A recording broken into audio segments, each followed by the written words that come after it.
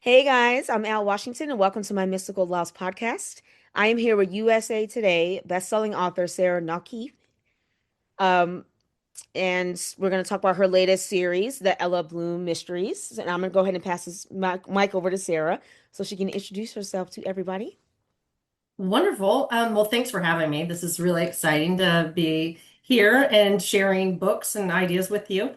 Like you said, I'm Sarah Noffke. I'm a urban fantasy writer. More recently, I have dove into the paranormal cozy mystery, which I think is very adjacent to what I've done in the past, so it doesn't feel completely new. And I've been doing this for about 10 years. Oh, wow. I have 128 books and 17 series. So yeah, I really love what I'm doing and love sharing it with readers and other authors too. Oh, absolutely, Sarah. Thank you. And definitely thank you for coming on. So we're going to get right into it, guys. So Sarah, what actually started the Ella Bloom, your latest mystery book series? What started that? What inspired the creative process for that? Great question.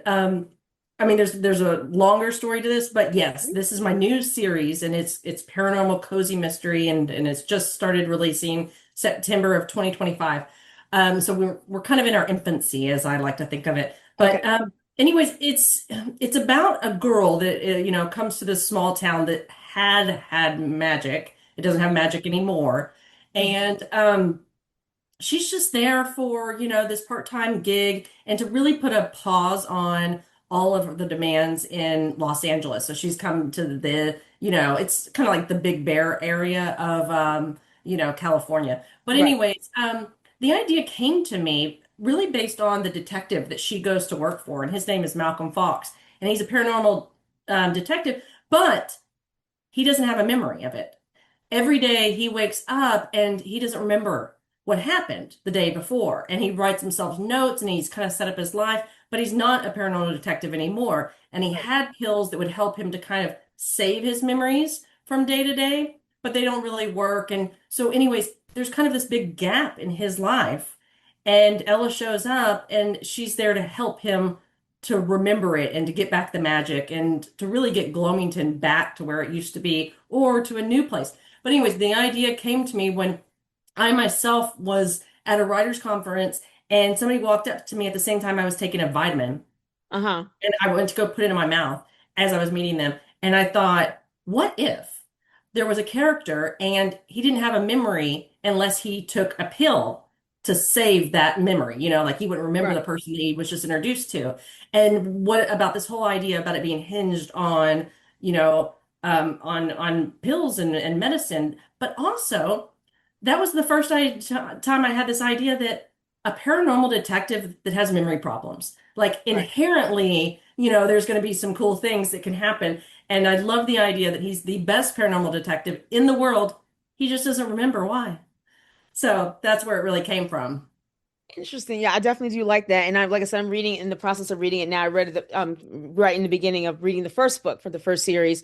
So like I was saying that at the beginning, I'm not gonna, spoil it for everybody. Obviously, it's just gonna be short and sweet with it. But kind of in the beginning of it, it really hit home, especially with Ella having her piece for a little while, trying a different escape and just trying something new. But that, of course, that's It doesn't last long. exactly, a little disturbed by what's going on in the town. But with that being said, I love the mystical colors and design of the book overall. I love the your main character's name, Ella Bloom. Very enchanting. How was it Mhm. creating her though? Was it a challenge or did it just come naturally? I know you're still writing her, but because I know you have total of seven, I do believe, books in the series, correct? When I know the new one's coming out, but how is it like writing her? Great question. Thank you. Right. And yes, there's going to be nine total My bad. with the potential for more. I think that Gotcha. the paranormal cozy mystery readers and the genre can support really long series. And really hope that it goes that way. But I'm a business person too, not, Right. reluctantly. So the series has to show that it has longevity. But to get to your actual question about Ella, it actually was really difficult. And you would think that it would be easy because most of my protagonists have been a very similar kind of Ella character. Okay. They're kind of like me, they're short and they're sassy and they're, in Los Angeles and they're fish out of water because that's what I know. It's not Right. easy for me to write. But I originally started by writing the paranormal detective Malcolm's perspective. And he's a Scottish man, older, and, very Sherlock-esque. Right. But the story wasn't going anywhere. And so I actually spent about 2 years. I wrote probably about 30,000 words of the book. And my husband's Scottish. So he kept telling me, we can do this, we can do this. But it wasn't coming natural to me. And it was actually set in Scotland as well. Oh, So it okay. took me a long time to realize that it had to come from Ella's perspective. And once I did, yes, it was easy to figure it out. But then also, she's got a lot of bizarre traits that I don't relate to. You mentioned Right. it in our emails. She's an orphan. I know that that's a popular trope, but it also sets them up for a mysterious background, Yeah. unknown parents, origins, all these things that we really do need in a magical world where part of the mystery is who is she? Um, so that was hard for me to relate to. And then she also needs to be this wallflower that, isn't, doesn't make friends, and that drives her out of the city and drives her into Gloamington. So I didn't Yeah. really relate to that, in the beginning. And she can't be around technology because she has some sort of weird magical thing that she does to them. No spoilers there. But so there's a lot of aspects about her that I had to really kind of like, figure out as time went on. But I've always said this about my characters. Invariably, they're going to be smarter than me. They're going to be braver than me, Oh my you God. know, and Right. maybe a bit naive. But, Right. I just had this last book that I was working on, and one of the beta readers said, I just wish that she would just step up into her abilities. I wish she would just like step up to the challenge. She's proven Right. herself. This is book 5. But for me, maybe that's where I struggle with it because I was like, when do we actually become the protagonist in our own stories? When do we actually have that confidence? Right. Um, and so I've really struggled with that because you don't want him to come off too cocky. Yeah. There needs to still have that humble aspect. Harry Potter still, in book 7, he's, struggling with, can I, do the challenges set before me? He's not going, oh, I got this, hold him Exactly. down. Exactly. So Like through ourselves in there. Exactly. But I love how you set up the world in Gloamington. Like I know everybody in Los Angeles, is the big city. Oh my God, everybody wants to go. City of Dreams, yeah, yeah, whatever. But I love how the world that you set up to Gloamington with the mountains and it's peaceful. Maybe I'm saying this because we're both writers and I love having that peace and solitude. So just love that transition, especially with the magical world that you have set up for it so far. So I thank you. Well, it's supposed to be this nice dichotomy. And I mean, I'm not far from Los Angeles in my current home, right, but also I wouldn't live in Los Angeles if I had a choice because it is too loud, too gritty, too much of everything. But yeah, it's nice to have that dichotomy of, there's the city with all its yeah. lights and brights. And then my readers, they like cozy. So we're going to want quiet. We're going to want pristine mountains, a one-lane road, these things that keep things basic. Right, exactly. And I've been to LA, Sarah, speaking of which, it was years ago, and it's beautiful, but it's very expensive. The highways, the freeways, it's like maybe, I see stuff on TV or read it said, yeah, it's exciting to live in a big city. Maybe if I was a millionaire, maybe, but at the same time, I get what you're saying. Not because you said it, because that's exactly what it feels like. Yeah, LA is beautiful. But it's a lot and it's expensive and it's just very congested. So just transitioning from that LA to Bloomington, I just thought that was just beautiful. I mean, yeah, just visiting LA is great, but me living there, no, I like peace, solitude. So yeah, it Thank you. I'm okay. glad you like that. And Yeah, also, I have to remember my readers, like you and a lot of my other readers, they want to be transported. They want to go to a place that they enjoy. And the idea of Bloomington is that it's a small town and low stakes, and you never leave there. right, They're not going to go over to Los Angeles and solve some crimes. And a lot of my urban fantasies, they're all over the world inside of one book. But I right. love Yeah. the idea of not leaving anywhere and keeping things really, really nice. So it's a town that people want to visit and you get to just stay there instead of, leaving the borders. And my readers really need that too. Absolutely. Yeah. And you definitely do it vividly and detail, especially in the book, the first book of the series. Absolutely. Yes, absolutely. Thank you. Yes, Thank you're very you. welcome. You're welcome. How does it feel being a USA Today bestselling author? Wow. It happened several years ago, so it's a really good question, and I'm really glad to be reminded because I remember working really hard to get that title, Absolutely. and it was absolutely phenomenal. I just remember changing everything, business cards and signatures and everything because it was so important. But what was interesting was that I realized you can't just make it. You have to Right. keep making it. Okay. So since then, it's helped to, give me some credibility. People see that and they think, okay, she knows what she's doing. But what I've learned is you got to keep knowing what you're doing. And you have to keep changing in this industry. So it's definitely been such a wonderful way to, get my name out there and to put some weight behind, that I've written books and I've sold them. Yeah. But it was such an amazing ride to get there, and then the dynamics of everything changed afterwards.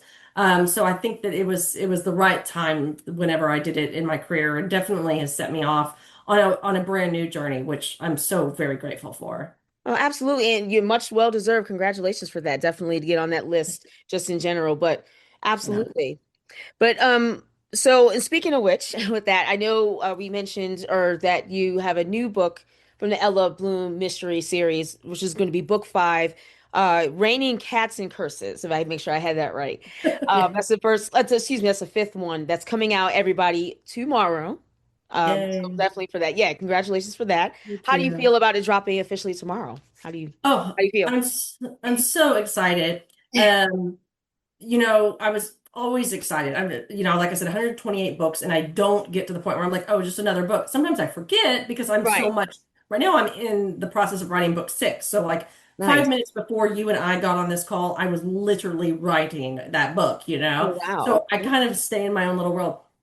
But um, so every book is such a big deal for me. We celebrate every single win in my household. We, never make it so it's like, oh, it's just another, Yeah. whatever. But this one's getting more exciting because when I first started, it was, of course, a brand new series in a brand new world with a new genre. And a lot of my fans thankfully followed me over, but some were reluctant. Paranormal Right. Cozy is not urban fantasy, and urban fantasy is what I was writing very successfully for 8 years. So I think that for them, it was, oh, this is going to be different, and it is. But it's not too different.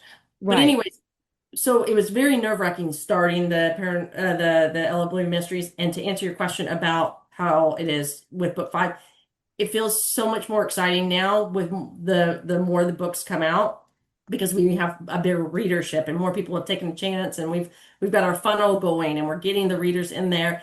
And so it's much more fun than like when it was book one and it was like, please read. And then it was book two and it was like, are y'all still reading? Right. And then we would get on to book three and I was like, okay, hello. How's it going out there? And now I feel like there's just so much more interaction. So I'm so excited for book five to come out tomorrow. I think it's one of my favorite ones in the series, but I keep saying that every time. So But absolutely, Sarah, definitely. I'm definitely looking forward to it. Let me first, I'm getting through the first one, obviously, still, but I'm definitely looking forward to it. So definitely much thanks. appreciated. Absolutely. You're very welcome. So what inspired you to officially first, congratulations of writing over 128 books. What inspired you to become a writer? Did something or someone lit a fire, excuse my language, under your ass to really bring out your passion as an author? Oh, good question. It's hard to pinpoint that moment, but I mean, you're a writer, and I'm sure you know that passion Yeah, and you get it from reading and experiencing other people's stories. And I absolutely. think there's a moment for so many of us where we go, I want to do that too. I want to make people feel that way. I want to, and for me, I was a big Philip Pullman reader and his Dark Materials came out and I was reading that and it's a middle grade fantasy, Uh-huh. but it's smart. It was like quantum physics and stuff. And I remember thinking, I want to write something that transports people while also making them feel like, they've gotten smarter, just Right. by reading a book. Yeah. So I remember that being one of the critical moments for me. But just growing up, like I have like my old plays, my old poetry. I wrote the worst poetry like up until I was like 25 years old. Oh, Um, but I always had this drive to write. I mean, whatever it was, I had to do something. Um, and one of the audiobooks I'm listening to right now is a nonfiction, and it's by Wayne Dyer, who is, very metaphysical and talks about spirituality. And I've quoted him many times when I've spoke at conventions and stuff, but he says, "Don't die with your music still in you."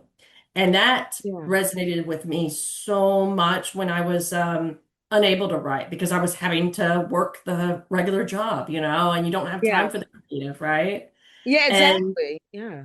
you feel sort of dead inside, right? But I remember hearing those words, "Don't die with your music still in you." And that's what our stories are. And I think when we're not taking the time to write them, when we're not, living our purpose and giving that to the world, that we feel, that stagnation. So for me, it's all of those different moments that are like, you've got to tell your stories. And obviously it's hard. We do have to work the 9 to 5, and I've done it. I've been in business and administration. I can tell you can relate.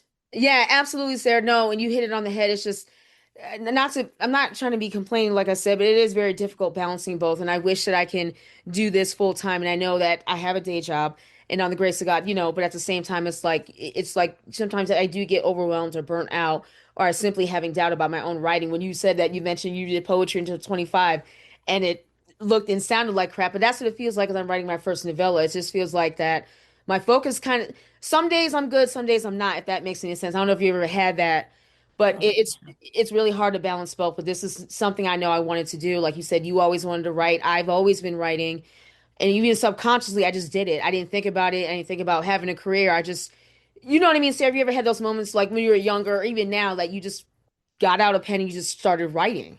oh That's what yeah. it feels like. Yeah. Because you have to, not because you want to. It's like you have to do it. Absolutely, yeah. And so it's exactly what it feels like. And a little nerve-wracking because this is my first one. So I pray, and I hope I'm gonna get it out hopefully this year. So despite what you like I said, balancing everything and really carving and making the time to write. But yeah, I You will, and that's appreciate the it. thing is, at first you'll doubt yourself, but you just Yeah, have to write it because whether it's not oh, it's definitely not going to be the best whenever it's first written, but that's you can't edit something that's not there, right? you right. can't you can't do anything with an empty page. So once it's out, and writing is definitely a skill and it's a muscle. And the reason I can write, every single day is literally because I just kept doing it. And my first books were so bad. I spent 2 years editing and re-editing and Oh, slaughtering those books, quite right. literally. Just, I was like, oh, this, first 50 pages just needs to leave. And Yeah, I swear to this day, I get people going, "I'm so confused." And I was like, that's because I literally slashed the first 50 pages of that book. right. But we learn and then we get better. And I know that you're going to ask later on about advice for writers, but Exactly. while our writers, but while I'm thinking about it, is just remember that your first book is not your last. So often when we start this, we just think, oh my gosh, because I literally thought I'm going to write one series and I'm going to be done. And it's not. And it's such a learning experience. And when we grow on top of it, and so many, if we research other writers, Stephen King's, first book, but then he went on to do so many other things. If we look, it's usually readers, authors later on in their career that actually found, their gold. Right, so and you like you just said with the quote, "Don't let the music die inside you." So you just and that gives my next question, tips and pointers for all creative writers. Just do it. Basically, just I mean, even my first book, it's not going to be a multi. I mean, who knows if not, but still, just you're saying, Al, just get it out. You have to get it out, and you have to get out of your own way because Yeah, so often we'll go, well, that's not the best way I could say that. Oh, right, let me delete, and you can, but you can't. You can't do anything unless you just get it out there. And we feel so much more empowered when we're writing. That's why we're there. So that's the music that you have to get out of you. And then it just becomes easier and easier. So you don't know. I mean, your first book might be the best thing that you've ever done, right. but it'll definitely build on to a lifetime of other achievements. So do it. Right. I appreciate it. Thank you. Right. Thank you. At the same time, let's say hypothetically, if it was, that doesn't mean me thinking, oh, Al, yeah, this is a best-selling hit. You know everything about writing. You don't have to try harder in your next one. You got it. No, no. Yeah, exactly. Still learning. That's what I'm saying. Yeah, that's Yeah. And you. I mean, being humble is definitely key. It's like Yeah. I was just writing a character and I was thinking about it, and she's nervous because she's in a competition. And the detective says to her, it's like, those nerves are literally what make you a good competitor. If you're not nervous, this doesn't mean something to you, then you're not going to have the edge on everybody else. But when you want it, you need to have those nerves. And so I think that they can really serve you, you know? Sarah, no, Sarah, I'm still scared as hell. Even when I look, because I have to work on a little bit on tonight, a little bit. I carved out some time yesterday. I was exhausted. I was overwhelmed. I was tired, but I was able to knock out at least an hour last night, and I'm hopefully gonna do that again today. Um, I do get still scared as hell though when I'm even looking at it. Like even on the computer, I'm like, wow, okay, another rewrite. I'm trying to flesh it out. Do you still have that, even though you've written over 100 books? Do you still have that like fear? I mean, just you're like, what the hell did I write? Like, oh God, I don't even want to touch it right now. I don't know if you had. Oh, absolutely. And so I think the moment that I stop having it, I Right. think that then I need to move on to something else. And I don't know what that could be. So I hope that doesn't happen. But I did challenge myself by going into a new genre. So that definitely put me into a new um, you know, zone. And when we're in our comfort zone, we're not growing. So I think that was really important. But I always second guess myself, and especially with new projects. And if your last book is good, I'm not sitting here thinking, well, that means that this next one is really good. It means, Right. no, I hope it's as good. I hope that they still like it. And I Yeah. just messaged a beta reader where I was like, I hope you still enjoyed it. So I think you always have to have a little bit of that, or I do.